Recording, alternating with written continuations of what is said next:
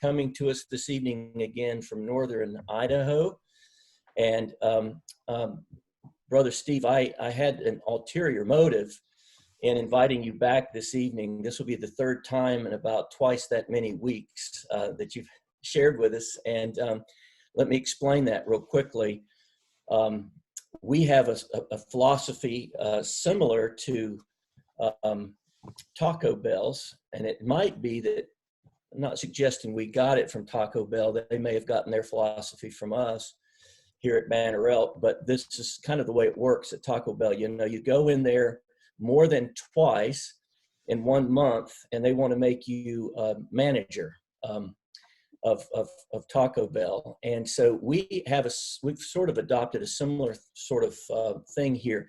If you preach in Banner Elk more than twice, and this will be your third time, then you become officially a member of our church and a co-speaker of our church. And so we're going to add that to your resume this evening, but we're thrilled to have you back here. And for those who don't know, the Banner Elk Seventh-day Adventist Church comes to you virtually here as we meet again this evening. We're still in quarantine in North Carolina. We come from the mountains of Western North Carolina, and we are, in fact, the oldest church south of the Mason-Dixon line. Our membership goal is 144,000. And so, Steve, you just helped us out with one more towards that goal this evening by becoming an official member. We're thrilled to have you, and I know that you're going to share something that will be a blessing to all of us. I will go ahead, I think at this point, Brother Steve, and I'm going to start our live stream, because there may be those that will be trying to join us on our YouTube channel, since we advertised that as well. So give me 1 second to get this up and started, and then I'll do another quick introduction and turn the time over to you, and maybe you will open with another word of prayer. Sure. Okay. I believe we are.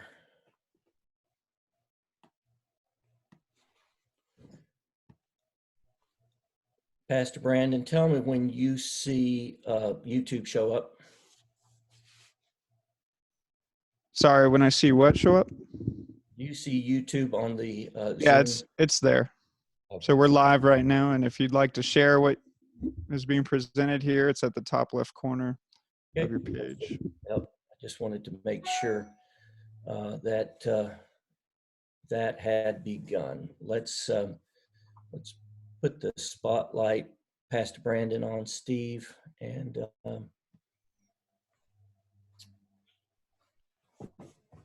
okay, welcome again, everyone. Thank you for joining us this evening. We are thrilled to have you and our guest speaker, Pastor Steve Wohlberg from White Horse Media, and most recently, associate speaker at the Banner Elk Seventh-day Adventist Church. We just officially made him that, gave him that designation, since this is the third time sharing with us this evening. We will let Steve kind of introduce to you what he'll be talking to you about this evening, but I want you to really plan to get your pen and paper handy and start taking some notes right from the start, because everything that's going to be shared here this evening is going to be, I think, invaluable information to us now and going forward. So with no further ado, Pastor Steve, it's great to have you back, and thank you for joining us again this evening. Yes, thank you, Ken, and everybody else who's zoomed in to this event. This is a first for me to actually do something like this. I've never given an entire talk on sprouting and growing microgreens. As Ken mentioned, I work with White Horse Media. Most of you know that. And that's really my main hat that I wear as speaker director of a ministry. But I have another hat that not everybody knows about, and that's a health hat. And it's a hat where I like to grow sprouts and microgreens. And I can hear somebody else's voice coming through here. There's somebody talking and kids in the background. Let me make a, see if I can interrupt. Meant to make this announcement, but if I could get everybody's attention, would you please mute your devices? Then if you make me co-host again, I lost privileges, I'll mute everyone. Or you can. Okay. Hold on a second. Sorry about that. That's okay. I can hear a lot of kids chattering in the background somewhere. They're excited. Ken, if you're the host, you can mute everyone as the host. You have the ability to mute everybody. So you can just mute everybody and then everything will be fine. Yep. Steve, if I mute you, I will come back and unmute you.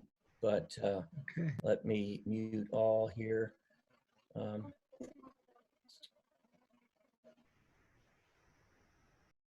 I just Now I'm unmuted. Just unmuted Steve there. And one last quick thing here. Let me get this co-host back to Pastor Brandon. But as I'm doing that, you can go ahead and continue, Steve. Okay, well, I was just saying I wear a couple of hats, the White Horse hat and then the my health hat. I'm also, I've been an avid sprouter for off and on for about 40 years. I started as a teenager and it's been a number of months. My associate that I work with at White Horse Media, Ron Fleck, and I teamed up together to actually create an entire course, which I'll talk about later, about how to sprout. So we've dove into this topic, and it's just wonderful to be able to grow your own food in your own house, especially during this time when a lot of people are scared and they're in their homes because of the coronavirus. So anyway, this is the first time I've actually given a presentation like this, and so I'm a little bit nervous, and we'll see how this goes. I've got a lot of slides that I want to share, and then we'll take questions, and hopefully this will be something that will be valuable, very valuable to you. So Ken, you mentioned we should have a prayer, so that sounds great to me. So why don't we just bow our heads and I'll offer a short prayer. Dear God in heaven, thank you for your love for us. Thank you for the technology, even though we have to work with this and we're still learning some of the details of using Zoom.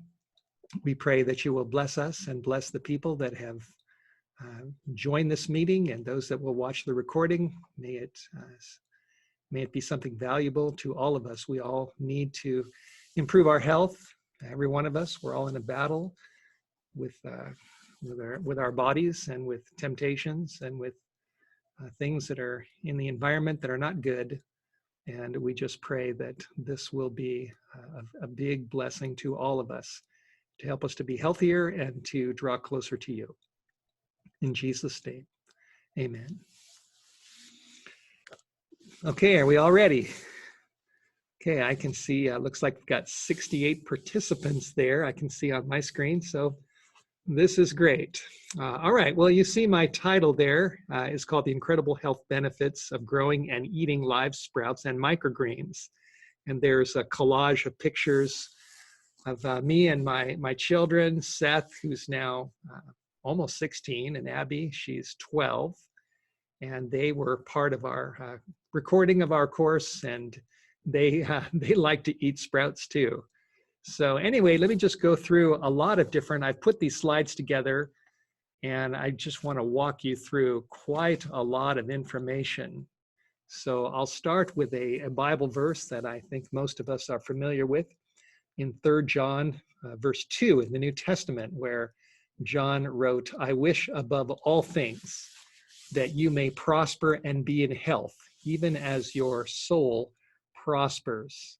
And that's a great verse. And, you know, we all need to be healthy as much as possible. God wants us to be healthy. The Bible talks about health, and health is about as important as anything. I mean, if we lose our health, then the joy of living goes away and we can't do what we're here to do and everything just falls apart.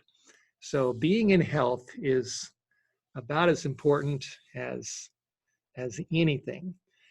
This is a slide about the 8 laws of health. Many of you are familiar with this. There's a program in Northern California called New Start, and I used to live on the campus of Weimar Institute where they host the New Start program. And these are just world-renowned principles that are very solid scientifically and also biblically. And you can see on the right of the screen those 8 key laws of health. And New Start is really an acronym that most of us know, where the N represents nutrition, the E is exercise, the W is water, the S stands for sunlight, T is temperance or self-control, the air stands for fresh air, and the R, rest, and the last T is trust in God. And so these are just the basic health principles. And what I'm going to really focus on in this presentation is the first principle, which is the nutrition, the importance of nutrition.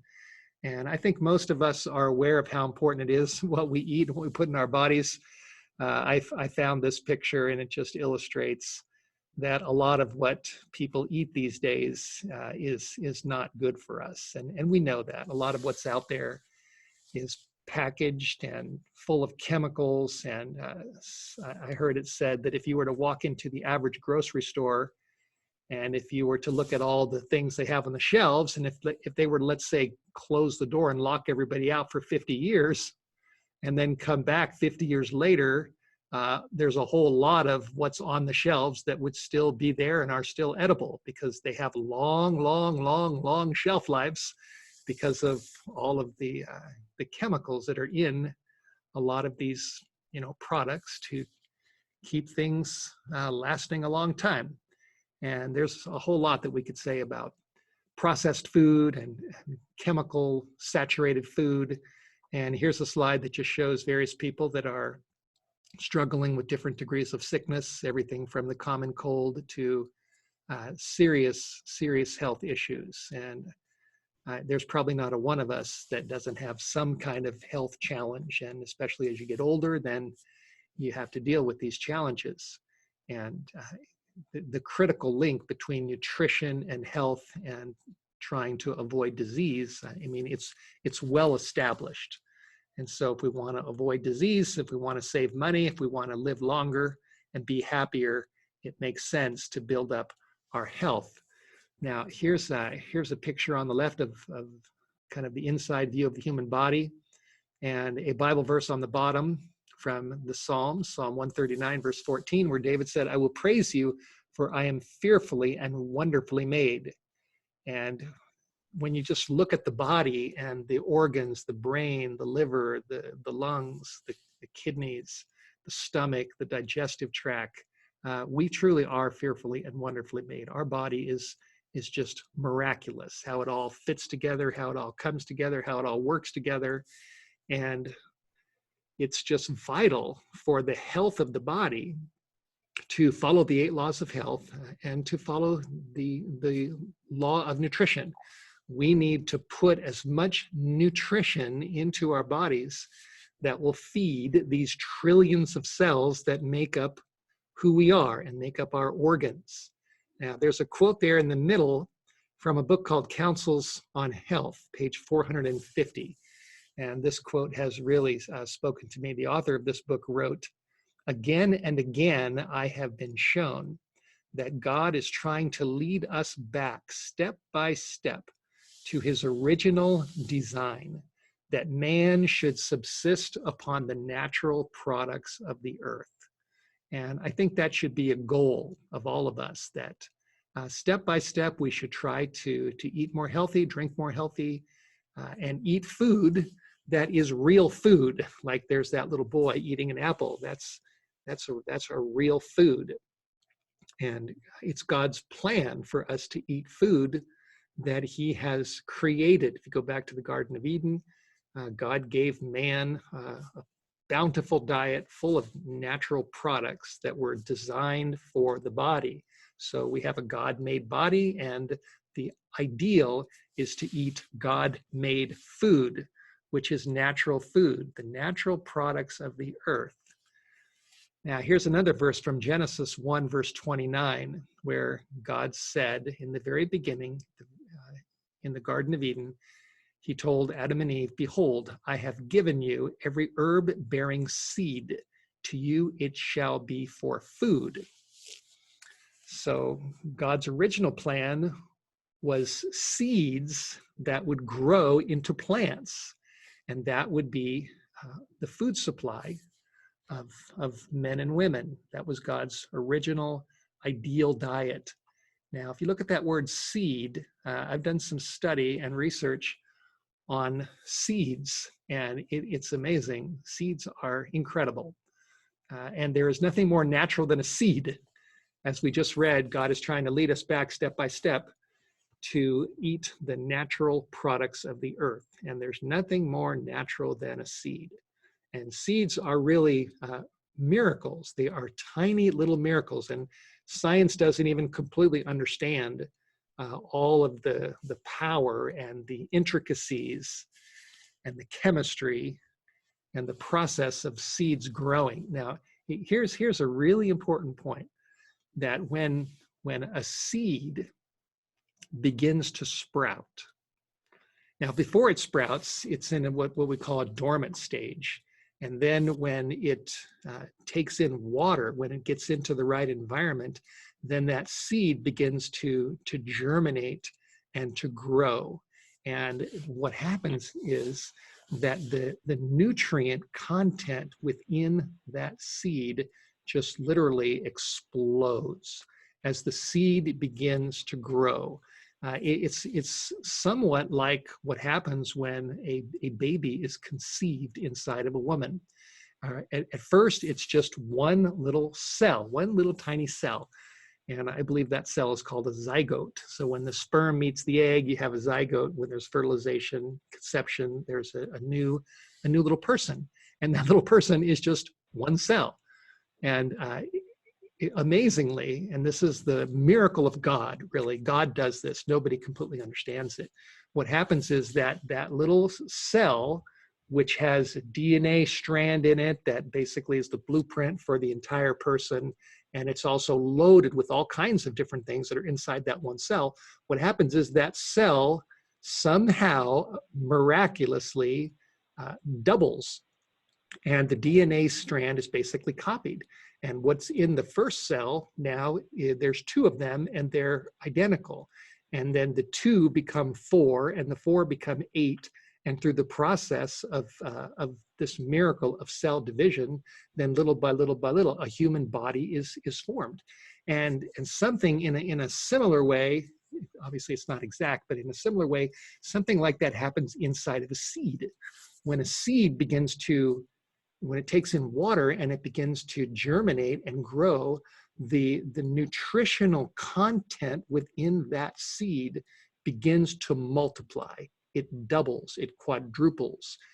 It just exponentially just grows and grows and grows and grows and grows through the process of division and things that are happening inside of that cell.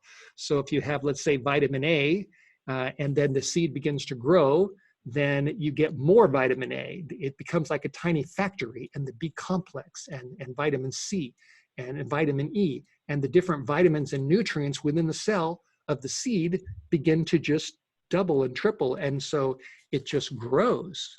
And I'm going to show you some science behind this in just a minute. Here's a website that is very informative.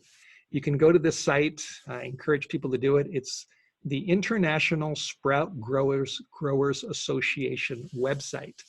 And this site is a wealth of resources. You can see what the welcome in the front there. It says, our mission is to promote global collaboration among professional sprout growers and supplies in order to promote the health benefits of sprouts. And then it also works with researchers and government agencies to make sure that sprouts are grown in a healthy way. So this is a very well-documented website. Now, if you go up to the top there, you'll see one of those menu links is about sprouts. And I've brought that menu down. You can see underneath that menu sprout history, nutrition, varieties. And if you click on nutrition, you'll find quite a bit of information. This will come up, and you'll see various documents that are just loaded with information. There's a sprout nutritional facts in PDF format information.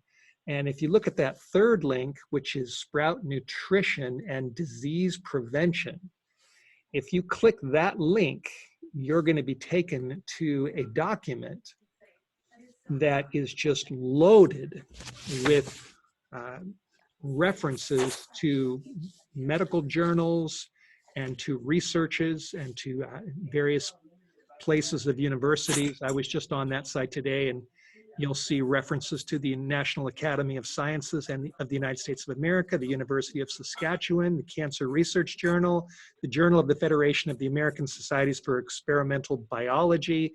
And you'll see all of this research that's there, scientific research, and you'll see the health benefits of different kinds of sprouts and what they potentially can do inside of the body. This particular article on cardiovascular health, hypertension, atherosclerosis, anti-aging as a result of oxidative stress, is connected to broccoli sprouts and how broccoli sprouts truly do benefit the body.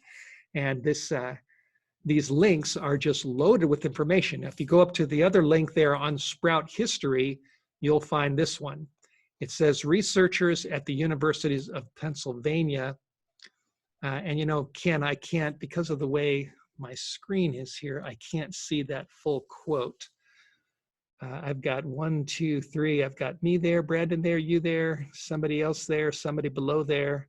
So I wonder if you could just minimize all those chats just a little bit so I can just see myself if that's possible, because that full quote is just being covered, so it's hard for me to read that whole thing.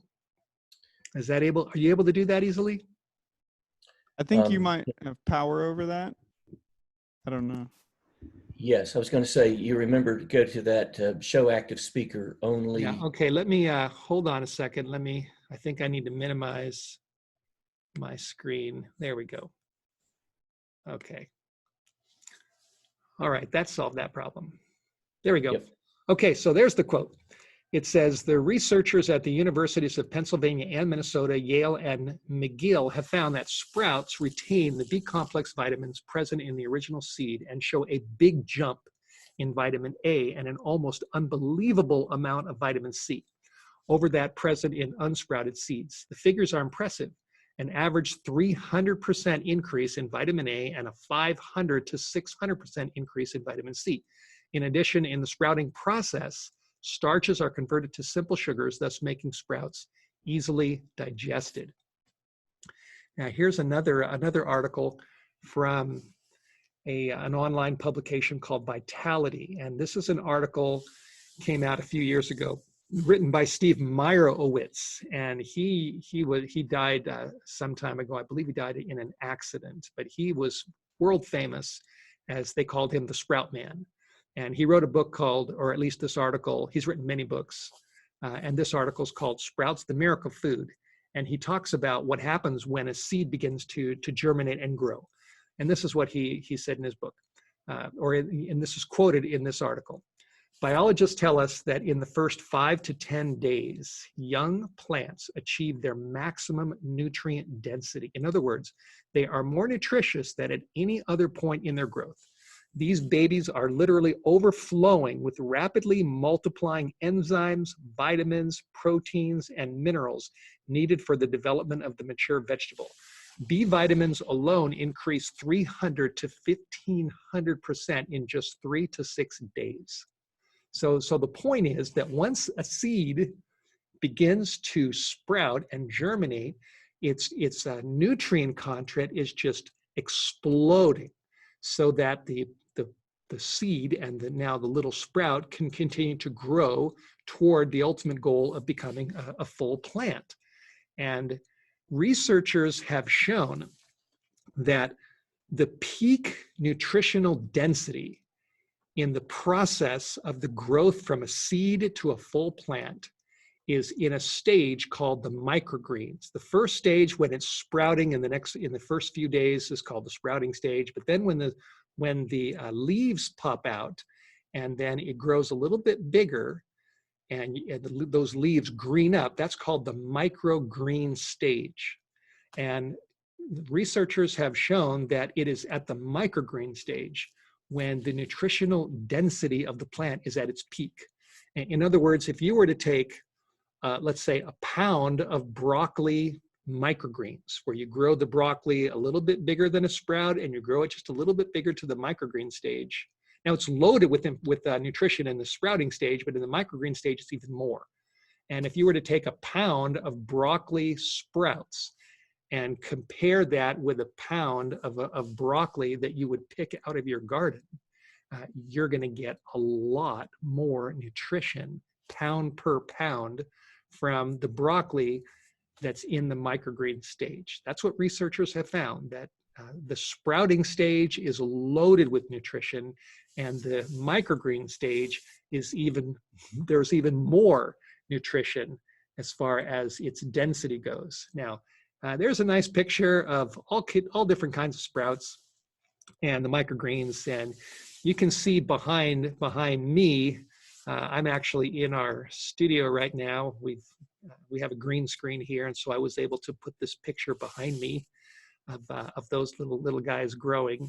And those are actually, technically, those are called microgreens. And you can see a few microgreens there on the screen, plus quite a few different kinds of sprouts.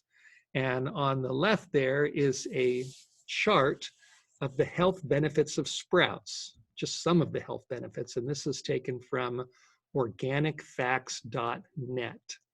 So it says here that sprouts aid in digestion, they boost the immune system, which is just critical for the body to fight disease, especially dealing with, our country and our world is dealing with COVID-19 and the coronavirus. And we all know that those who do get COVID-19, who come down with this because of the coronavirus, if they're healthy, they have a much better chance of just, getting over this. Whereas people that are compromised in their immune function, that have chronic issues, they are more susceptible to having serious problems with this virus.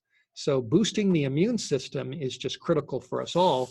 And there's hardly anything that will help boost the immune system than on a regular basis eating live, growing, fresh, wholesome, organic, unsprayed sprouts and microgreens. You really just can't beat this. I mean, you could do all the research on the benefits of eating fresh fruits and vegetables, but when you get into sprouts, it just increases the benefit of the nutrients you can put in your body. It says that it also aids in weight management, protects your body against cancer. There's one particular nutrient in broccoli sprouts especially, which is called sulforaphane, and scientific studies have shown that sulforaphane is very powerful as a fighter against cancer.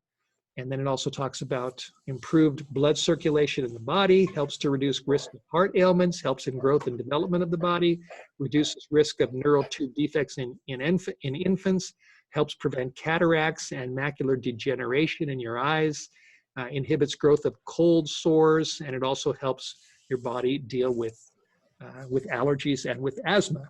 So that's a pretty good list, wouldn't you say? Pretty nice list.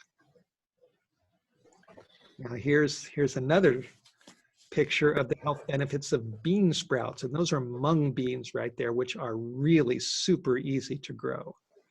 A good source of protein, rich in fiber, calorie control because they don't have a lot of calories, increase fertility, protect against cancer, good for your skin, for beauty, improve the digestive process, good for eye vision, prevent anemia, reduce blood pressure, lowers cholesterol, used in salads, improves immune system, and enhances gastric acidity in your stomach. So there's another pretty significant list of the benefit of eating sprouts. Now, this is something I mentioned in the e-newsletter that I sent out. I put this, that I was going to be doing this on our Facebook page, and I sent this out to a few of my friends, that I was going to teach you how to grow lentil sprouts. Now, if you Google lentil sprouts, well, first of all, lentils are very healthy for the body, and they become even more healthy when you sprout them. And you can Google this and find all the research of all the different vitamins and minerals and the health benefits of eating lentils. Lentils are probably one of the easiest sprouts or seeds to sprout. Most people can get lentils at the market or at any health food store or most health food stores. They're very simple. Now, let me just walk you through this. I think you're going to really like this. And everybody that's watching this could be doing this. If you have any lentils in your house, or if you have access to getting them close by, you can be doing this in just the next couple of days. In fact, you can start tonight. So there is a jar. It's just, it's a regular mason canning jar, small jar. I think it's a quart jar. And what I did, today's Wednesday, so this was 2 days ago in the morning. What I did was I took a bag of lentils that my wife bought from a local market, and I put them in a jar. And that's what you can do. And then what you do is you double the amount of water or triple the water. It depends on how many lentils you put in there. In this particular experiment, I put about half of the jar full of lentils. Now, you might want to start with a little bit less. It just depends on how much room you've got. But anyway, I did half the jar, and then I filled it up with water. So you can see that's what I did. Very simple. Anybody can do this, and you don't even need this kind of a jar. Just use any container. Put your lentils in and put water in there. And I did this Monday morning, and then look at this. 5 hours later, I did it at about 7 o'clock, and right around 12:15, I came back and I looked at my jar. And you can see, wow, those lentils expanded, and they grew up near the top of the water line. And that shows that those seeds are alive. Now, not all seeds you get at a market are as good as other seeds you might get at, like, let's say, a sprouting company. But most lentils you buy in the market, they work just fine. And so these they expanded, they started sucking in water, they came alive. And what happens with a seed is certain seeds have what's called the anti-nutrients. And these nutrients within the seed prevent it from sprouting until conditions are right. And then when they're right, then it starts growing. And putting seeds in water, soaking them in water, creates that condition. So the seeds began to grow, and they're expanding, and you can see 5 hours later, it's quite a bit taller. And then what I did was I took that jar and I put a lid on it, a little sprouting lid. And I've got these lids. They're easy to buy on Amazon. Lots of different places you can get them. And if you don't have a lid like this, really, you can just use your fingers if you want. Just tip out the water. You can use a strainer or some kind of anything that you've got, cheesecloth, anything you've got around the house. Or like I said, if you don't have a lid, just use your hands and just drain out that water. And then what I did was I put that jar in a little container there so that the water will continue to go out as the jar sits there. And if you don't have a little container like that, you can just stick the jar in the sink, just tilt it, or just tilt it long enough to get most of the water out. The idea is that as the seeds are growing in the jar, you don't want them sitting in water. So you just try to get the water out as best as you can. So that's what I did. And then what I did was I rinsed them again in the evening. Typically you soak them once and you rinse them twice. And then I rinsed them in the evening. And then in the morning, Tuesday morning, this is 24 hours later, you can see those seeds have grown up to the top of the jar now. They're continuing to expand, and they're starting to sprout. And that's only 1 day. And you can do this. It's very simple. Now then by Wednesday morning, what I did was I rinsed them, I tilted them, and I rinsed them Tuesday evening. And then on Wednesday, I checked them, and they were so big. And actually, let me try to remember this. I think what I did was on Tuesday, I transferred them to a bigger jar because I had too many. So yeah, that's what I did. Tuesday, I transferred them to this bigger jar, you can see, and I tipped it again, rinsed it twice a day. And by Wednesday morning, which was this morning, and this is only 2 days later, by Wednesday morning, you can see that the sprouts were growing all the way up to the top of this jar. And I've got this jar right here. This is it. And you can see it's a 2-quart jar. It's pretty big. And it is just loaded with sprouts. And really all you need to do is do this for 2 days. You can do it for 3 days if you want. And I don't know if you can see that right there. I'll put that right up there. See that? And I tell you, these are ready to go in my salad.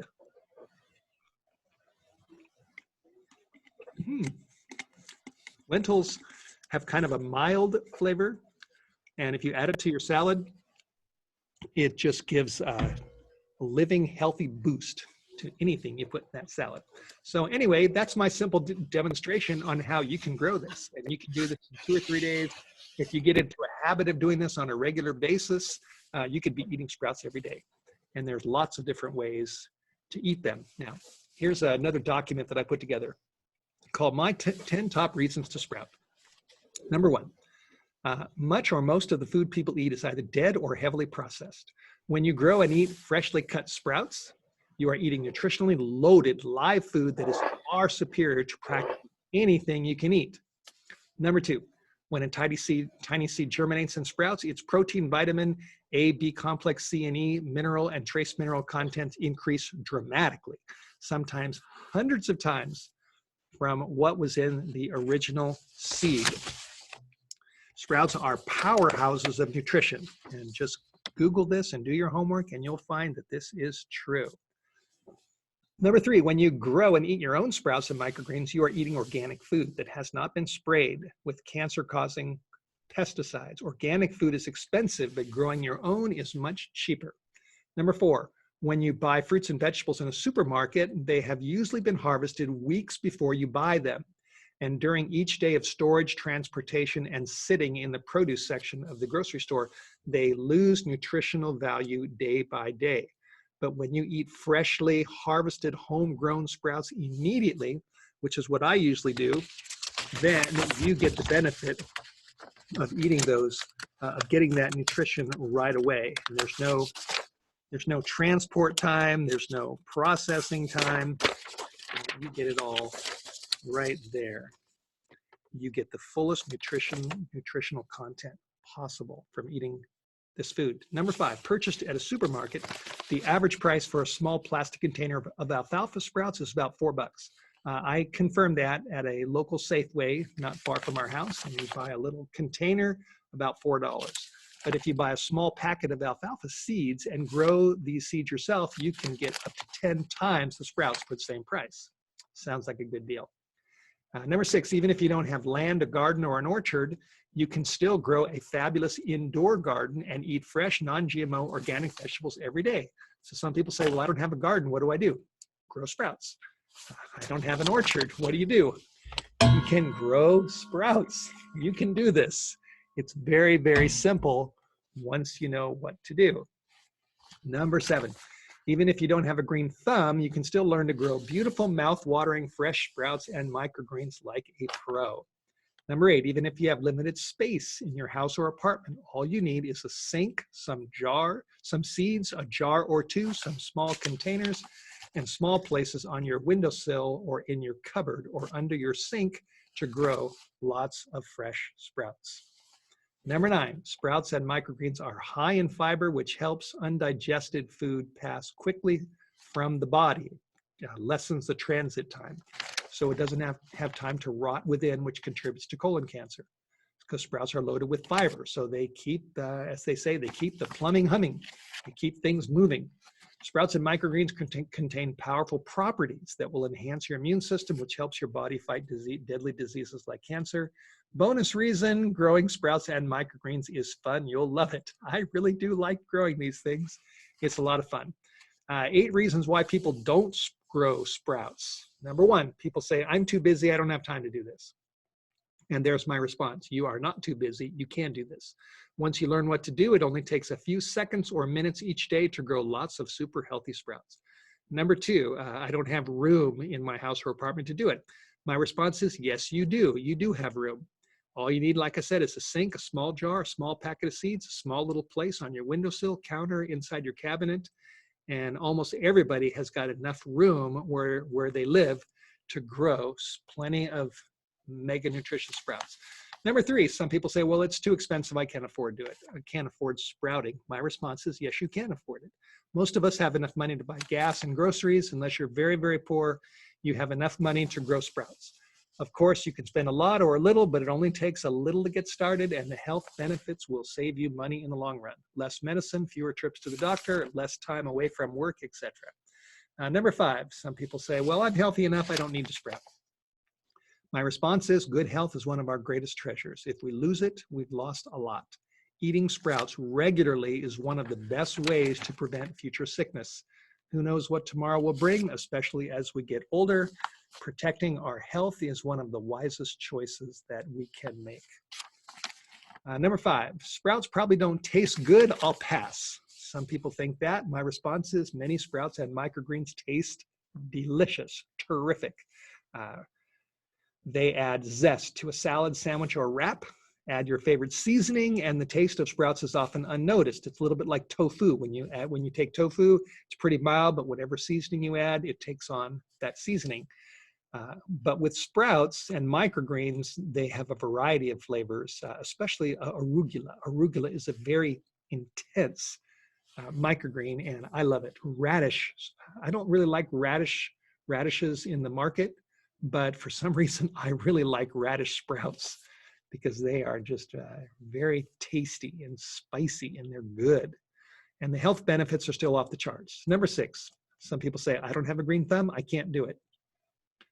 My response is, yes, you can. A child can learn how to grow simple sprouts. You can do it. Just like those lentils, anybody can grow lentil sprouts in 2 days, 3 days, and you'll have sprouts in your salad. Number 7, I'm not convinced that sprouts are so fabulous for my health. I'll stick with my cheeseburger. My response is, if you want to learn the scientific facts proving how incredibly healthy sprouts and microgreens really are, and I've already showed you this, visit the website of the International Sprout Growers Association, click nutrition, and read what the studies show.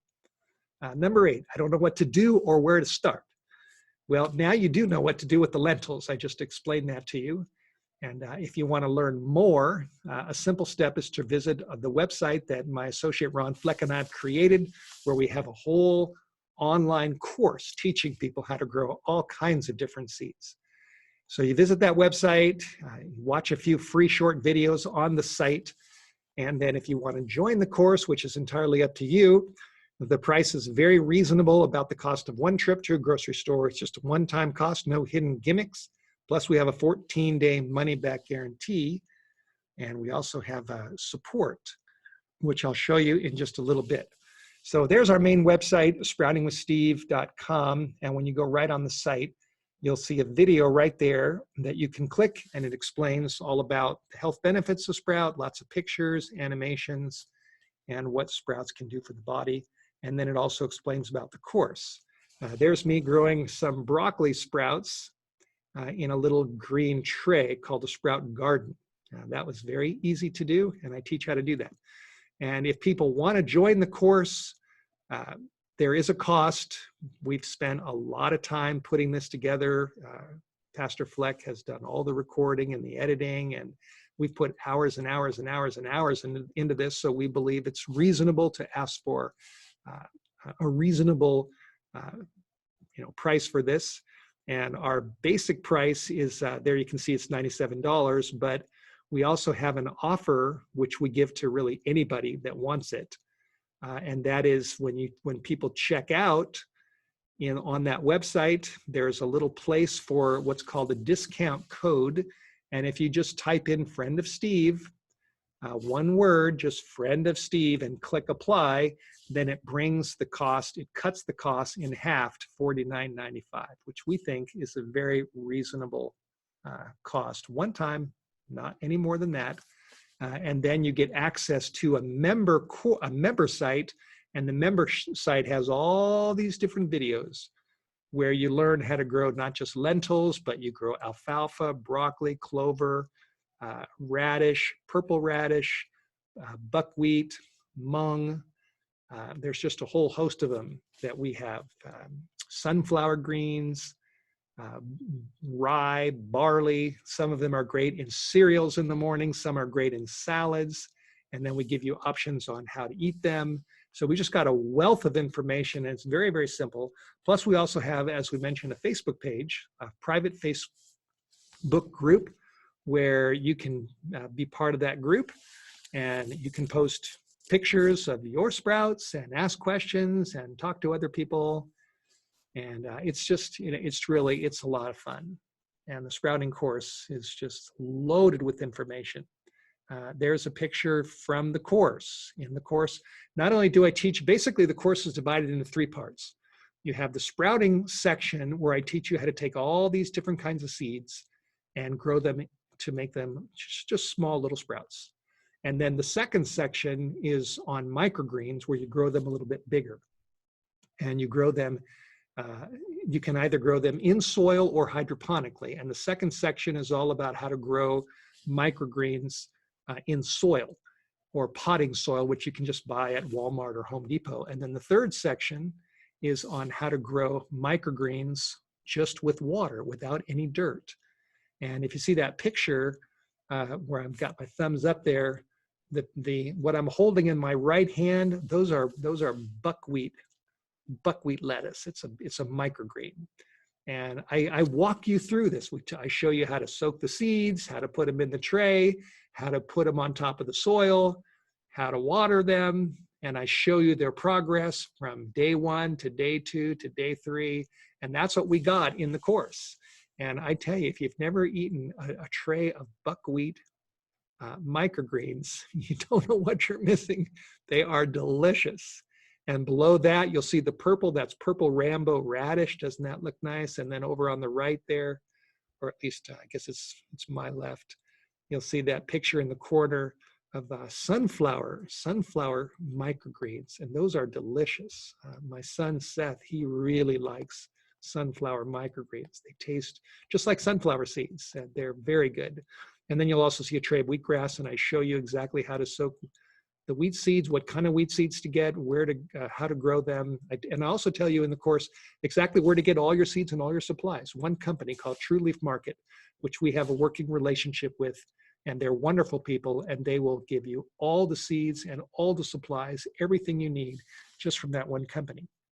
And there on the right, you'll see one of my sprout salads. And that is just a complete living salad. Can you imagine? And it looks like there I've got peas growing, and I believe there's some purple Rambo radish. There's probably some alfalfa. Looks like there's some sunflower greens. And there's just, it's just amazing to have a living salad with avocado and lemon and some nutritional yeast and some of your favorite seasoning. And I'm into this. There's nothing like it. And I think that, at least as far as food goes, and I think that if you eat a sprout salad, it's just, you'll really enjoy it. And that's what the course does. It teaches exactly what to do. Here's a couple of testimonials of people that have become my students. There is Jaime Galvez. He is actually White Horse Media's producer. So he works with us. He does all of our editing and the production of our regular programs. And he joined the course. And there are his children. And he started out growing a big microgreen container of peas. And this is what he wrote down there. He said, "I'm so glad I bought this course. I grew these pea microgreens while there was still a foot of snow outside. My kids pick on this living snack every time they walk by it. I'm so excited to start growing other seeds. I've never done anything like this before. And then he said, but the way I teach the course, it's very simple and it's very easy. And so Jaime is excited because he's now learning how to do this. And here's another friend of ours, Christopher, and her little boy, Liam. And Christy joined the course. She's one of Dr. Neil Nedley's nurses. And she wrote here, hi, Steve, Liam and I really enjoyed taking your online sprouting course. The directions are easy to follow, and the results have been great. Thank you for the time and effort you took to put these informative, practical videos together to guide us step-by-step through each process. There have been a lot of good spiritual object lessons that could be taught to Liam, who is now 7 years old, going on 8, that can be applied as well.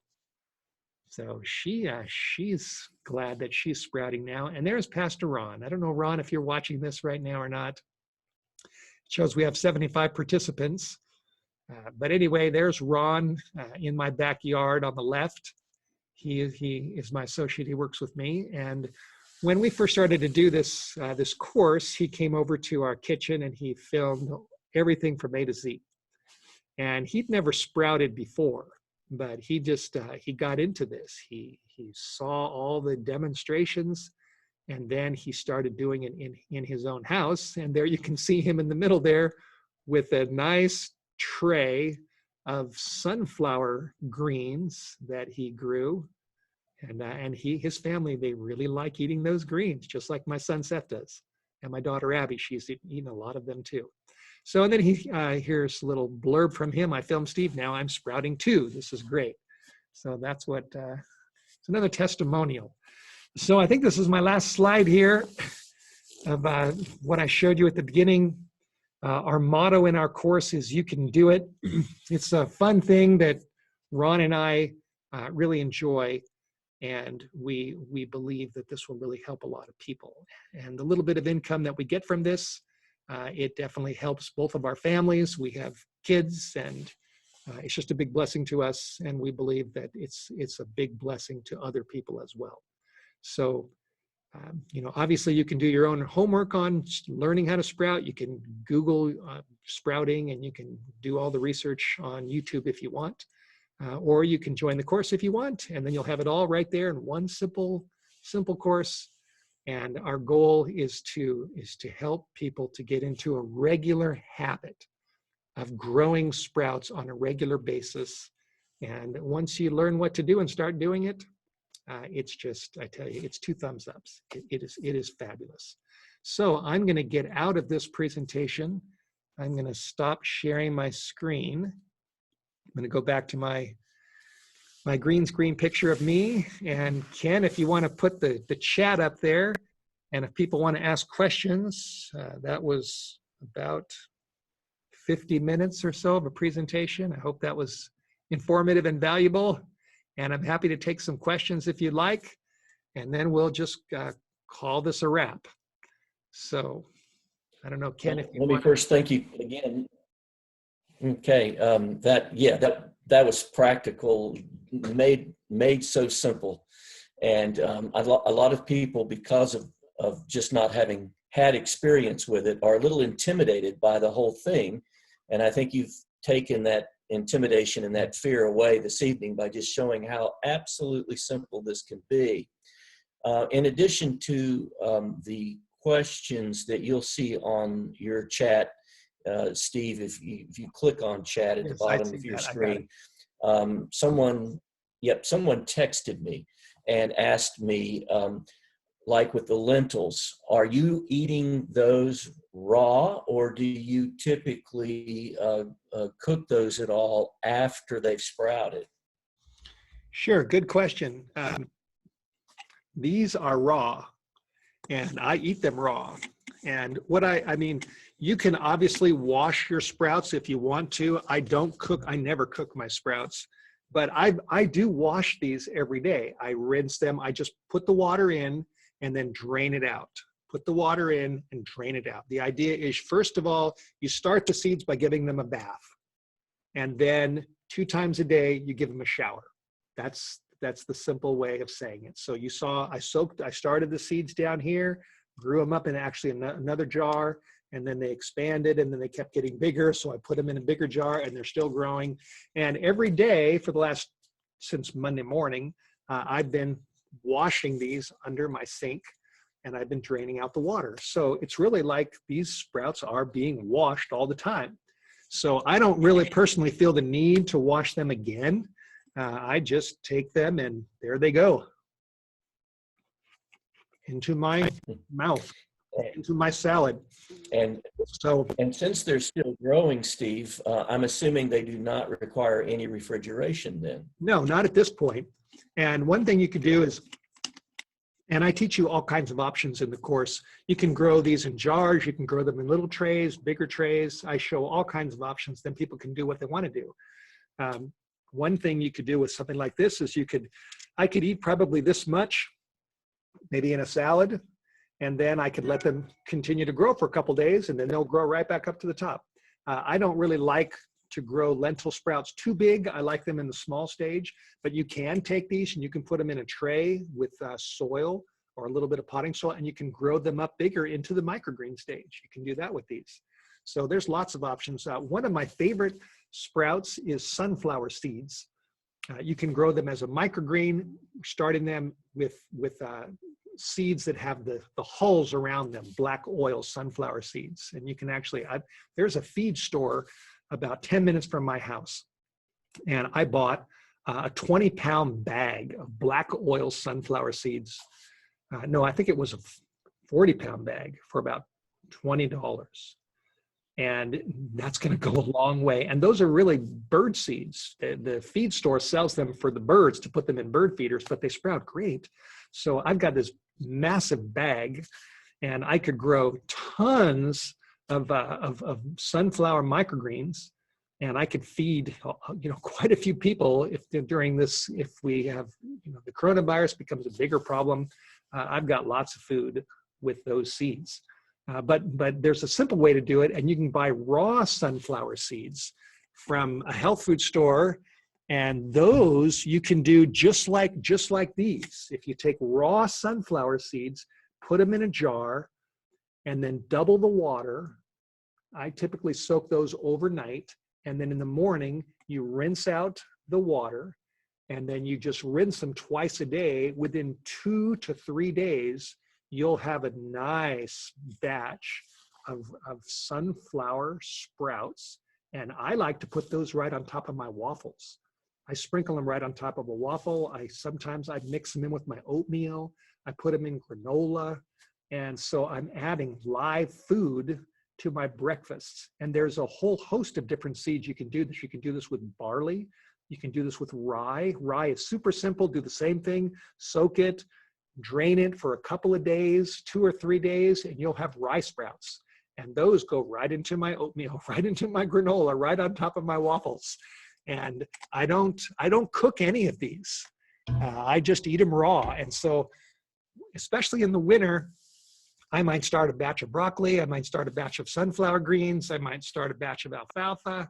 I might start a batch of sunflower seeds that were the raw ones without the shells. And I'll start every few days, I'll start a few more batches. And so every day, whether it's breakfast, lunch, or supper, I can be adding sprouts to my food. And if you do this on a regular basis, I tell you, you are pumping your body with real nutrition, which is just, how valuable is that? So next question. Anybody have another question? Yes, okay, it says first.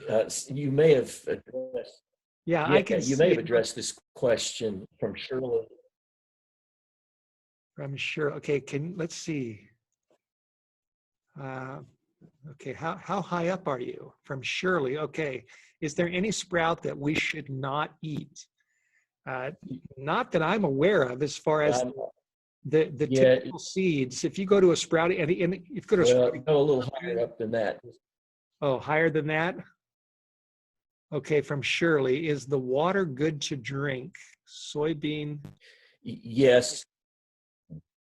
Is the water? Yes. Oh, you mean the water that you soak your seeds in? Is that what she's talking about? No, I wouldn't drink that water. Yes, that you pour it off and you. Oh, and you know what? Because this has a green lid, look at that, with the green screen, it's disappearing. Because I'm in front of a green screen, so my lid is disappearing. But anyway, once you soak these seeds overnight, then you can put that water in your garden if you want, or put it on your house plants. If you have any house plants, just pour it on there. But I wouldn't drink that water. And the reason is because, as I mentioned, seeds have what's called anti-nutrients in them that keep the seed from sprouting until the conditions are right. So that if you have a bunch of seeds in your cabinet, they're not just going to start sprouting. And those anti-nutrients then get released when the seed begins to germinate and grow. And you don't want to drink that. So the water's good for your plants. I think they're fine with it, but I wouldn't drink that. Okay, let's see. Okay, somebody asked, and I won't mention the name, how do you prevent salmonella from sprouts? From what I've done a little homework on this. There was a scare some time ago, especially about alfalfa sprouts, whether they can give you, E. coli or something. And from what I've read, the problem that anybody's had with getting a disease from sprouts is from sprouts that are not grown in people's homes. And you don't know where these sprouts have been grown. You don't know what kind of water they used or what kind of runoff. You don't know how much control they've had. But from what I've read, there hasn't been any cases of anybody that's a home grower of sprouts that's had a problem. And like I said, if you just, rinse them on a regular basis as you're growing them, I've never had a problem. I've been growing sprouts for over 40 years off and on, and they've never made me sick.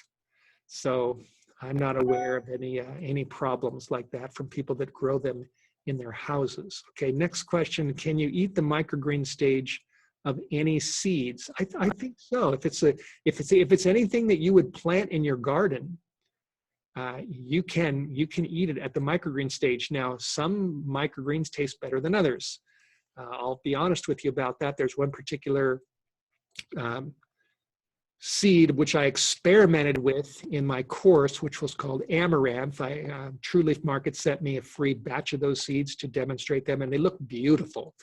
They're just beautiful red microgreens, but they're a little finicky. They're hard to grow, and they really don't taste good. So I'm not going to grow amaranth. And I told everybody that in my course.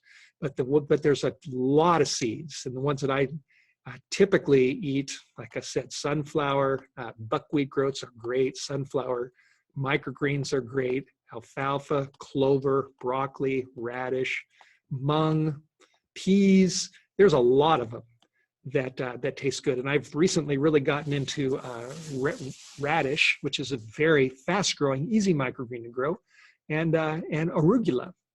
In my garden, my arugula sometimes, especially when it gets hot, they can get bitter. But when I grow the microgreens during the winter, they've just got a real tangy taste to them, and they are delicious. So it depends on the seed, just like with any kind of vegetable. You have to see if you like it and if you don't. Okay, let's see. Got some other questions here. Okay, question.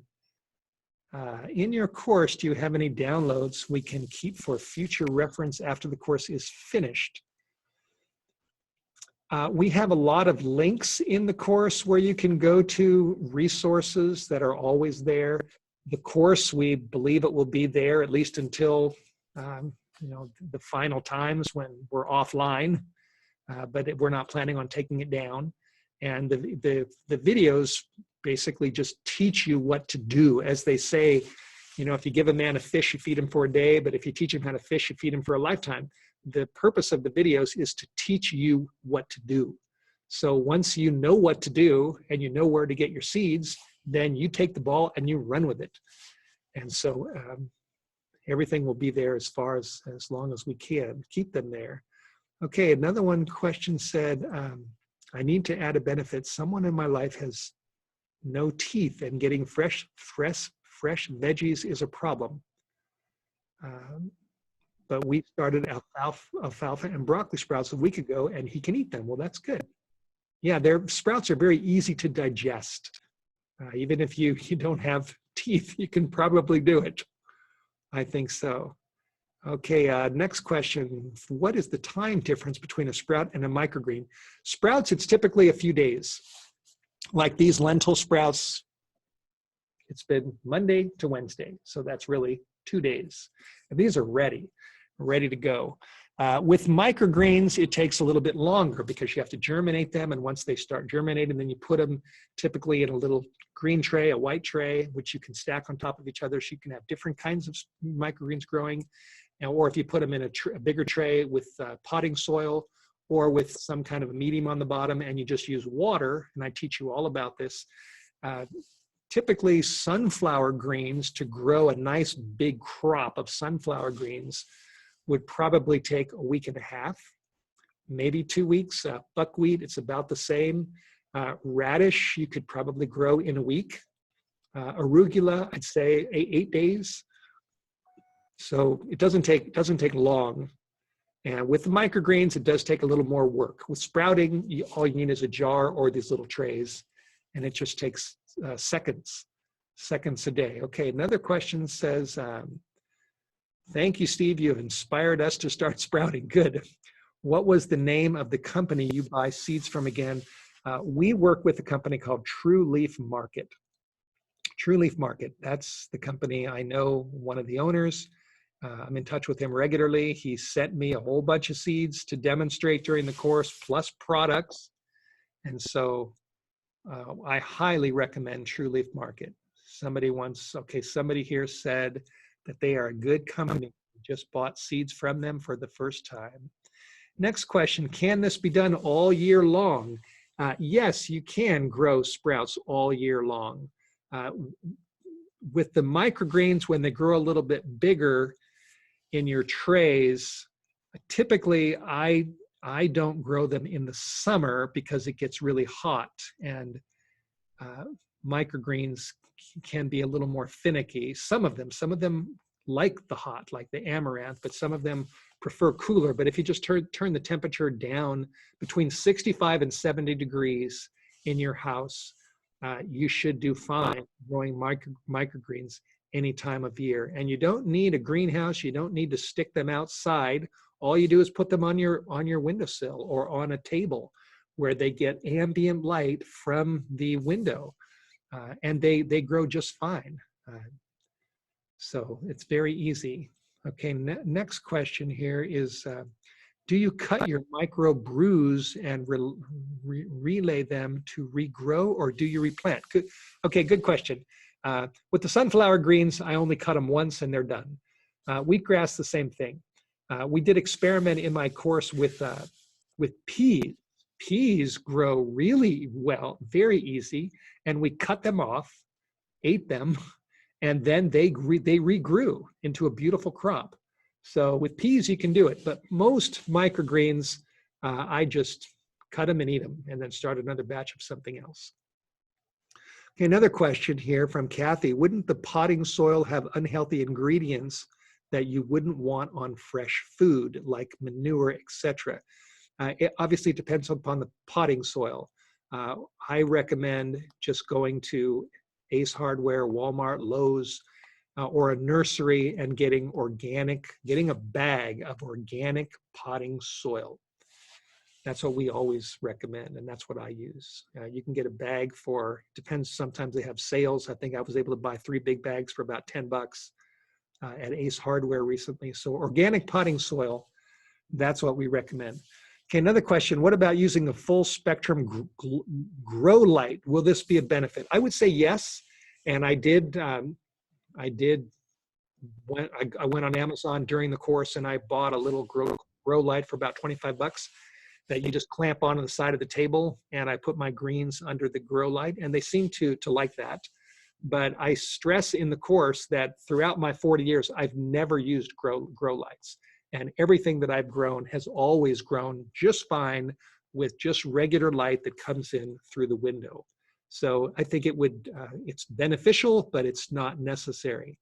Okay, another question. Once you are done sprouting, should you refrigerate them till you get them all eaten? Yes, once these are ready to go, with this, I would probably just put this in the fridge and maybe put a different lid on it so it's not exposed to the air. But, and I tell people that once you're ready to, if you can't eat everything that you've just grown and you want to preserve it, if you rinse it in the morning, then you put it in the refrigerator in the evening when it's not wet, because sprouts will last longer in your refrigerator if they're not soggy. So that's what I tell them to do. You can put them in a jar, you can put them in a baggie, put them in a container, and typically sprouts will last, and microgreens, probably a week. And I don't let them sit around long. I grow them and I eat them pretty quickly. Okay, let's see. Can you sprout red peas, and how do you consume this? Oh yes, you can sprout just about any kind of peas, and you can grow peas in a jar and grow them about this big and eat them right away, or you can grow them bigger into the microgreen stage. Peas are almost foolproof. I mean, they're so simple to grow and they taste very good. And so you have both options with them. Okay, let's see, another question. After we pay for the course, will we have access to it forever? Yes, you will, as long as, like I said, as long as we're able to get online and we're not in the final crisis at the very end of the world. As long as we have internet access, that course will be up and running, and you can watch it at your own leisure. You can watch, one video one day and another day, and just work your way through seed by seed, demonstration by demonstration, and you'll know exactly what to do. There's a few times where, because we grew a lot of seeds in the course, we had one batch of broccoli that we had to work with because there was something that wasn't right about that batch. And so we finally figured out that we had soaked the seeds too long. So we learned about that. And the amaranth, I learned that they really like hotter climates rather than 65 to 70 degrees, which was the temperature in our kitchen. So one thing I teach you in the course is that you learn as you go, and you just get your hands wet and get your hands dirty and get started. And if you have a problem with the batch, then you try to figure out, well, what's wrong? Is it the seed? Is it soaked too long? Is the temperature too hot? And so we worked through some of these issues during our demonstrations. But I'd say 98% of everything we grew, you just see it growing right there, and it all just came out perfectly. Okay, next question. It says, nice presentation. Thank you, Steve. You're welcome. The background picture of the sprouts is perfect too. So for $49.95, can we order a DVD in the event that we do not have internet access later? I have your pocketbook on sprouts. I didn't mention that we have 4 little books on health. One of them is called Sprout Power, which we give as a PDF for people that join the course. That's part of the course. As far as a DVD, we don't have a DVD, but we can put them on a thumb drive. And I don't know if Pastor Ron is we might be able to make it onto a DVD for those that don't have internet access. We've had a couple people say, we don't have internet access, what do we do? And we put it on a thumb drive and send it to that person, and they were able to put it in their computer and then just watch it that way. So we'll work with you, whatever is helpful. I have an email address that goes along with the course, and it's simply steve@sproutingwithsteve.com. steve@sproutingwithsteve.com, and you can ask any questions that you'd like. Next question, can life be sustained on the sprouts in the events that the markets close? Yes, they can. Your life can be sustained. From what I've read, wheatgrass has all the nutrition that the body needs. So now you're probably not going to get enough calories from drinking wheatgrass, but you'll get all the nutrition you need. And if you grow sunflower greens, lentils, these are pretty filling. You're going to get a lot of you're going to get some calories, you're going to get real food here. And if we were to run into a big problem with the food supply, and if you run out of food in your garden or in your orchard, if you don't have a garden or an orchard, if you have seeds that you can grow, you can still live on growing sprouts and microgreens. It's basically like growing a garden, but you're just growing it inside your house, and you don't have to weed, You don't have to, deal with a lot of bugs, pests, and you can just be in control of it, and you just grow it for a shorter amount of time. Okay, another question here. Do you need new soil every time you start a new batch? Yes, if you're using potting soil and you put potting soil down and then you sprinkle peas on top and grow pea microgreens or radish microgreens or sunflower microgreens or buckwheat microgreens, which you can also grow without soil, or if you do use soil, typically yes. Once I harvest them, then I take that soil with the roots in it, and I just I put it in my compost pile. I bury it around a fruit tree. I stick it in my garden under the ground, so the worms will start getting at it. So it's still valuable for the garden, but I wouldn't use that soil again. Okay, here's another really good question. How long do seeds last when storing them for future use? That really depends on the seed. What happens is the longer you keep the seeds, typically what will happen is the percentage of those seeds that germinate will go down. So the germination rate will go down. So if you keep them for a few years, you might have 80% of them that sprout, or 70%. It depends on the seed. Some seeds do better than other seeds. We typically recommend putting them in a cooler place. You can freeze your seeds and they sprout just fine. Put them in the refrigerator, they sprout just fine. And that will increase their longevity. My wife's mother had a container of about 5 pounds of alfalfa seeds that she got from True Leaf Market years ago, like 8 years ago. And she didn't use those alfalfa seeds, so she gave them to us. And recently I've been growing them and they grow just fine. And it's been a long time that they've been sitting in this container. So, I mean, they found seeds in the tombs of the pharaohs, and some of them still sprout. So you never know how long a seed can survive, but you don't need to worry that if you don't use your seeds right away, that they're going to all go bad. And we typically recommend starting with a reasonable amount, not a huge amount, and then you get more familiar with it, and then you buy more seeds. And like I said, you can buy certain seeds locally, like lentils, that are very, very easy. Okay, let's see, I've got a few more questions here. Let's see, please clarify, regarding the microgreens, are you eating everything, including the seeds, or just the tops that you cut off? Good question. With the buckwheat, depends on the seed. Buckwheats, I let them grow big enough so that the shells fall off. With the sunflower greens, I let them grow, and sometimes I pick off some of the shells. A lot of them just fall off naturally, and I try to get as many off as I can, and then I cut them and I put them in a bag and I take them to my house, and then I put them in salads, give them to my children. And with my kids, I'll pick off any extra sunflower shells. But with me, if there's still 4 or 5 or even 10 sunflower shells from the black oil sunflower seeds, it doesn't bother me. It's just a little bit of extra fiber. You don't taste it, just a little bit crunchy, and you eat it. So now with radish, or arugula or alfalfa or broccoli, you never worry about that. They just fall off naturally, and it's not a problem. It's with the bigger seeds. Now with peas, there is no shell to go off of it. They just grow as sprouts and microgreens that come up, and you cut them off and eat them. So it depends on the seed, and you learn as you go along. Another question, can we use tap water to water the sprouts, or does it need to be filtered water? Really, it's whatever you've got. Obviously, the healthiest water is good water from your well, or water that you know is good water. But if you don't have access to the best water, I would use what you've got. It's a lot better to use tap water and grow lentils and eat those lentils than not to do it. So you do the best you can with what you've got. Okay, another question.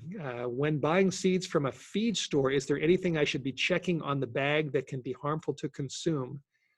You might want to ask, the feed store, but I get the black oil sunflower seeds, and they're ready. They're seeds, like I said, for bird feeders, but I find that they sprout just fine. So that's where I get my bulk sunflower seeds, is just from the feed store. Okay, another question, where do we sign up? You sign up by going to sproutingwithsteve.com.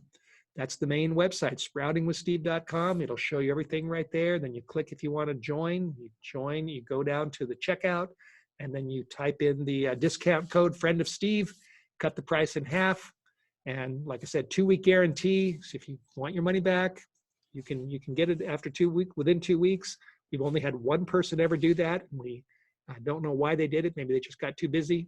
But we've had a lot of people join the course, and nobody outside that one person has asked for a refund. And I think you'll love it. It's there's, like I said, no gimmicks. It's straightforward, simple. I don't wear a suit and tie when I demonstrate. Sometimes I'm in my pajamas. Sometimes I'm in a suit because I came from a meeting. Sometimes I'm in my regular casual clothes, and it's just me and you and the jars and the seeds and the trays, and I just show you what to do. It's very simple.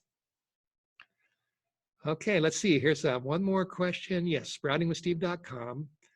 Somebody said I've been sprouting buckwheat and quinoa and then dehydrating and making them into flour for baking. Sure, that's great. I'm staying away from gluten, and this is delicious. There's lots of options. Another one is sprouts are living foods and truly amazing for your skin looks amazing. This is proof of the life that is in God's force. I'm 61, and I went for a long, probably 5-mile walk today with a buddy of mine. And I attribute a lot of the health that I do have to the fact that I put a lot of sprouts in my body. I really think that it benefits me, and I like it. So I guess that's about it. Ken, you see any questions I didn't catch? I think you might have answered this one. Is there any sprout we should not eat that you can think of? Right, I did mention that, and I cannot think of a sprout that you should not eat. Like I said, most of the seeds that are sold for sprouting, I mean, all of the seeds that are sold for sprouting are safe.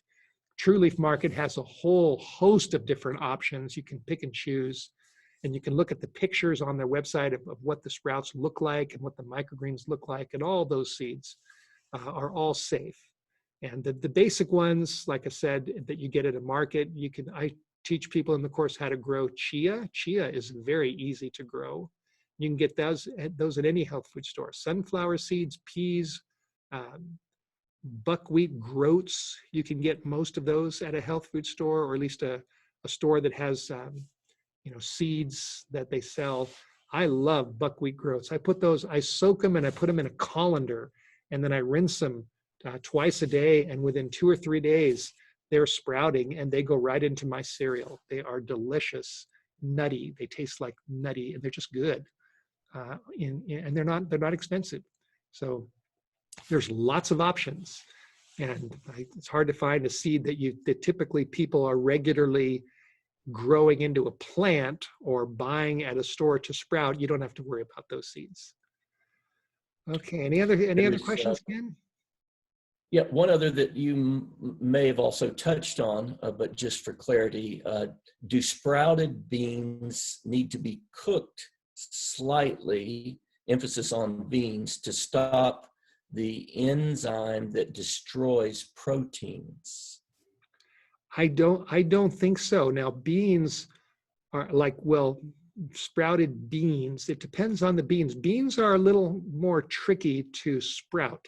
But I would think once the seed begins to sprout, it changes form, like I said, and it gets, you have to cook beans for a long time in order to make them digestible. But when you soak a seed and then it begins to sprout, if you can successfully sprout a bean, I think it's ready to go, because it changes form and it becomes much easier for the body to digest. So I never cook my sprouts. Now you can do that, and there's lots of ways to eat them, plenty of different ways, but that's what I do. To me, it's live food, raw food, and I want the full nutritional benefit of that food straight into my body. Let me provide an opportunity for anyone that's joined us by phone that doesn't have the ability to send in a chat message. We'd like to give you an opportunity to verbalize a question. Just unmute your device if you'd like to ask Steve a question directly. And if you don't want to ask the question publicly, like I said, you can email me, steve@sproutingwithsteve.com. I'd be happy to answer any questions. Okay. Any takers on that opportunity there before we close out? Somebody mentioned here in the chat, I read this about quinoa. They're taking buckwheat and quinoa and they're making it into flour. Quinoa is very easy to sprout. You can just soak the seeds for a few hours, rinse them a couple times a day, keep the water out of the jar, and within 3 days, you have quinoa sprouts. And like I said, when you sprout a seed, you are increasing its nutrition dramatically. So it's very healthy. Hello, I ain't figured out the chat thing yet, but if you lightly steam sprouts, I do that sometimes and they're really delicious. Does that dramatically change the nutrition? I don't think so. I think you may lose a little bit. Some people like to steam mung. Mung beans are super easy to grow in a jar, and I demonstrate this in a colander where you can grow them like you do, get them in the Chinese restaurants where you get mung sprouts, mung beans, and those are really, really tasty. And you can steam them if you want, lightly steam them if it tastes better to you to do that. And I think you probably will lose a little bit of nutrition, but not a whole lot. Yeah, they're delicious steamed. I like them both ways, but steamed's a little different, Sure. I have a question. Your lentils you get from the grocery store, unless they're organic, they are probably dried down with Roundup.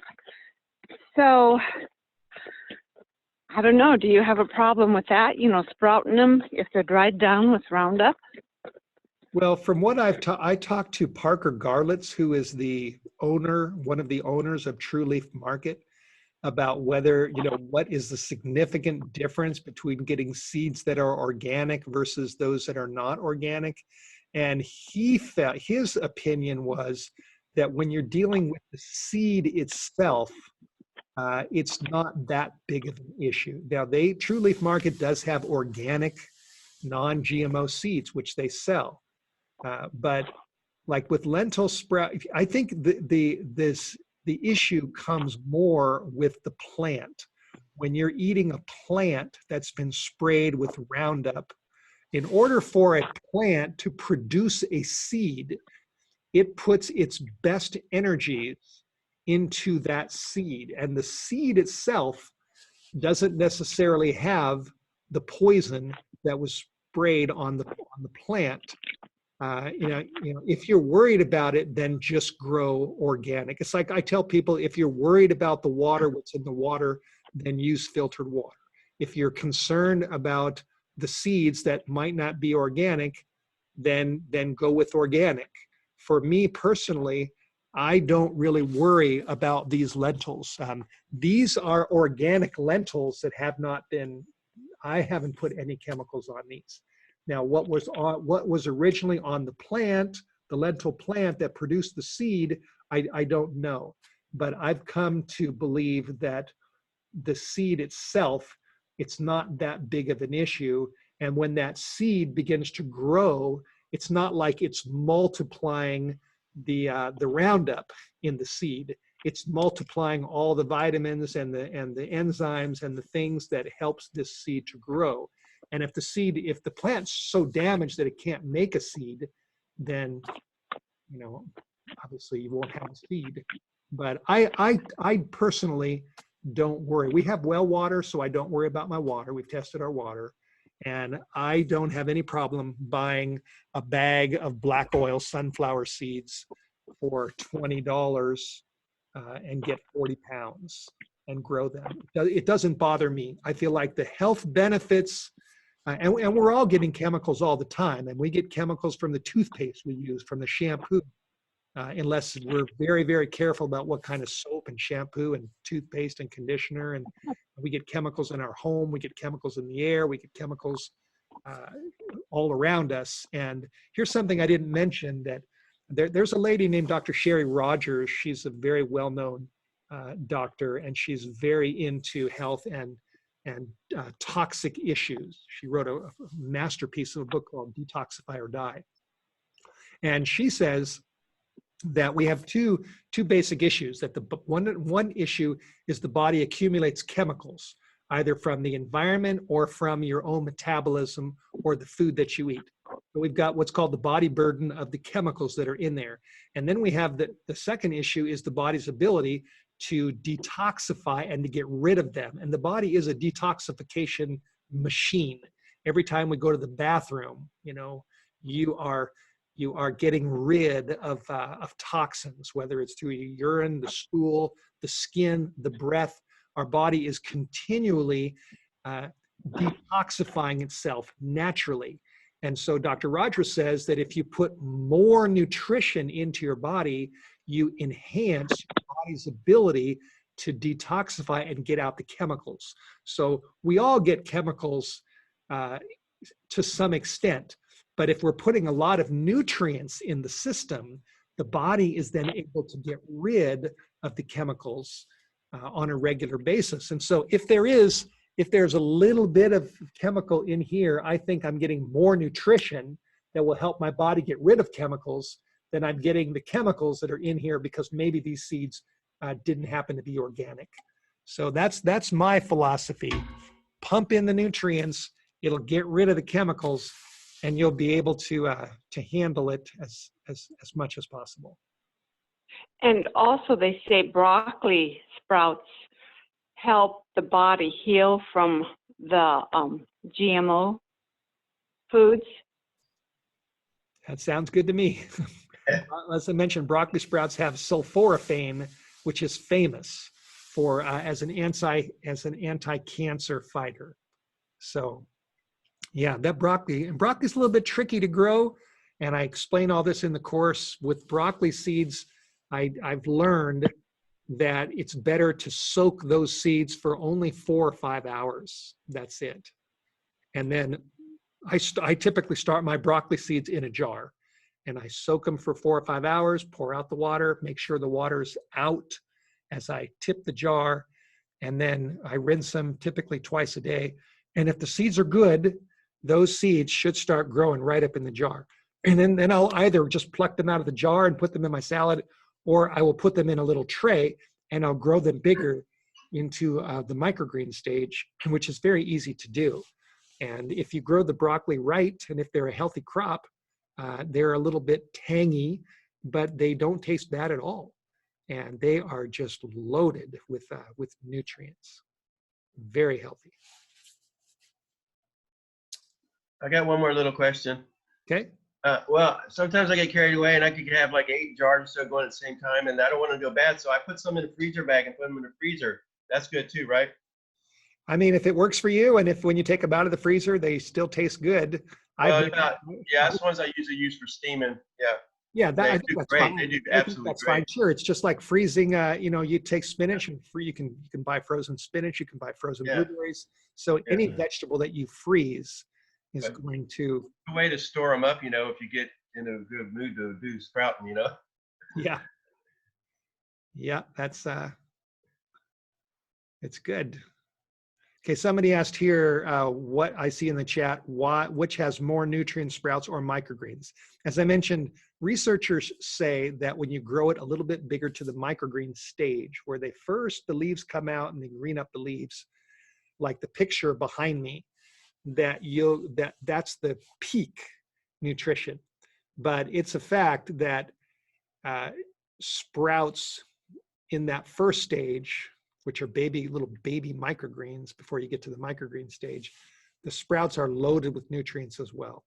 So growing microgreens takes a little more time, a little more effort, but you'll get the extra boost. If you don't want to take that little extra time, you want to just keep it simple, you can just grow sprouts in a few days, and you're still getting a whole lot more nutrition than you can typically get even from a grocery store when you buy food at the market.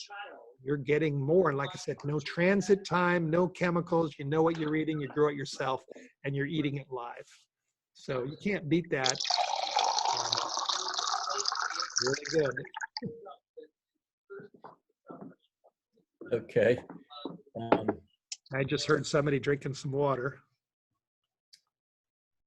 Yes. Anyone else have a question for Pastor Wohlberg before we close?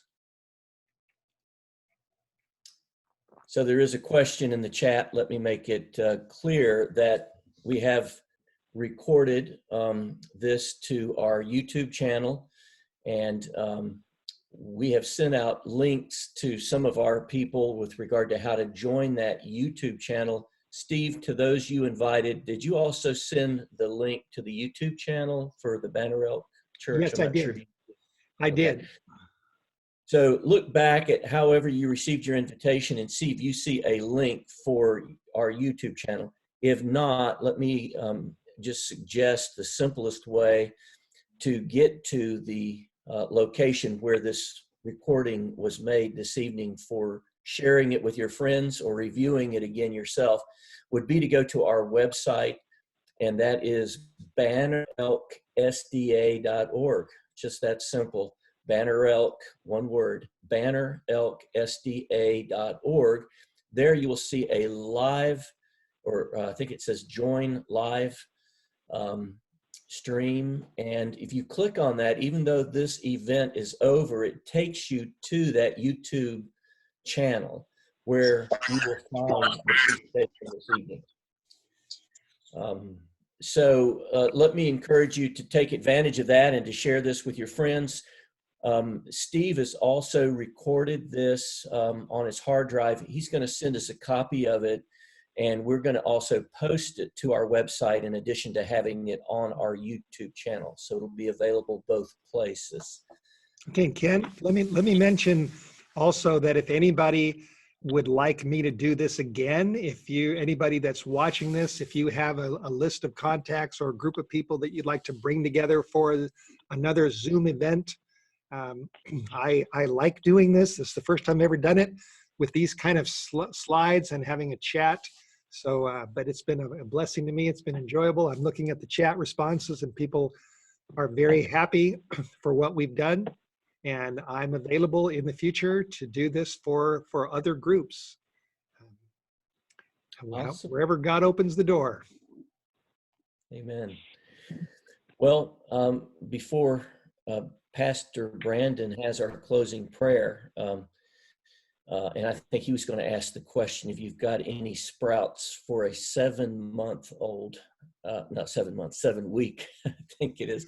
I don't know. I saw him holding his baby and feeding it there a moment ago, and I was guessing he probably had sprouts in that bottle. But anyway, before he does that, let me just mention in way of an announcement, those of you that were here last Wednesday, you might remember that Pastor Darren Greenfield, who's currently in charge of the agricultural program out at Weimar, shared some really useful information. That video is also available at that same YouTube channel that we just talked about and explained how to get to it.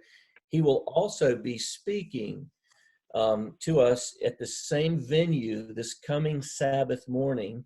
That'll be for the Divine Hour. Since he's out in California, we couldn't get him to do Sabbath school, but because it's a 3-hour time difference. But he will be presenting at our 11 o'clock Sabbath service at this exact same venue. You would join us exactly the same way you did this evening. So I'll send out another reminder of that later this week, but just put that on your calendar if that's something you think you might appreciate or enjoy.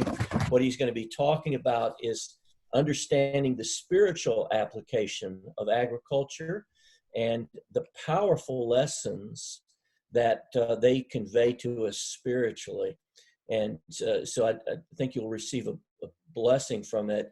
I couldn't help but think, Pastor Steve, as I was listening to you this evening, of the words of Jesus to Nicodemus, when he was talking about you must be born again.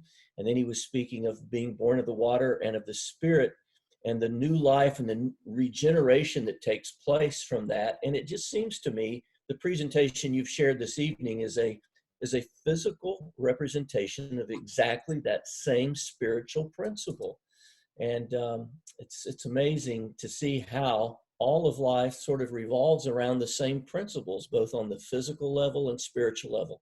So we'll be talking about that more in detail and making some real practical applications this Sabbath as Pastor Darren Greenfield joins us.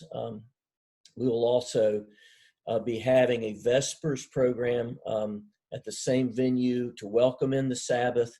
Friday evening, starting at 6:30, we'll be hearing the testimony of Gordon Wheeler. Some of you might know Gordon, but if you don't, he's got a really interesting story of how God has just reached out and just sort of grabbed him and saved him from a world of self-destruction. And he'll tell you his story about how he spent so much of his time incarcerated and just kind of learning the lessons that God was trying to teach him, many of the lessons the hard way. But he'll say that was really one of the very best things that ever happened to him. That's where he found the Lord, and that's who changed his life. And you'll, I'm sure, enjoy hearing him share his testimony Friday evening at 6:30 p.m., same venue. All righty. Pastor, have I overlooked any other announcements? Anything else you think we need to share before we close out? I think you got it all. All right. Well again, just a real sincere appreciation, Steve, for your time this evening, for all the rest of you that made time to join us. Share the blessing. I hope you'll just pass this information around to others. It's amazing how that when we do things God's way, we always find ourselves, as Steve said with his opening text, I think it was 3 John, God's desire for us is that we should all prosper and be in health, even as our soul prospereth. And the information that was shared here this evening, I believe, will be useful to that end. So thank you for being here. You're welcome, Ken, and everybody. Thank you all for being part of this. And I see all the appreciation in the chat, and I thank you for that and praise the Lord. And I guess one last thought is, it seems to me that as the world gets sicker and as people get weaker from the Garden of Eden going down the generations, we're probably the last generation before Jesus returns. And as we have more obstacles around us with the chemicals and the pollution that's in the environment, growing sprouts and microgreens is a boost. It's an extra nutritional boost that I think is the hand of God to give us more nutrition that we need to help us deal with these challenges. So I'm glad to be able to do this. Thank you, Ken, for being willing to host this event. And I want to thank your church. And I think that this event is like a seed. We've planted a seed, and the seed is going to grow in the days ahead, and it's going to bless a lot of people. So thank you. Thank you, Steve. Thank you, Steve. You're welcome. All right, let's pray together.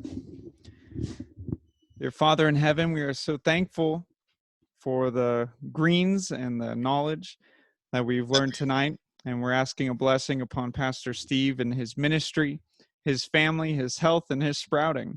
And as we all take this step forward in our sprouting journey of nutrition and health, we just ask that you teach us to get rid of the bad things we've been consuming and to embrace healthy choices. And we're asking that our efforts would be prosperous, that we would enjoy your creation in a deeper way, that we would see your love written all over it. And so we thank you, Lord. We love you. And we're just, I ask protection for us all as we go our separate ways tonight. In Jesus' name we pray. Amen. Amen. Yeah. Good night, everyone. Good night. Thank you all. Good night. Night, Ken. Good night. Night. Bye.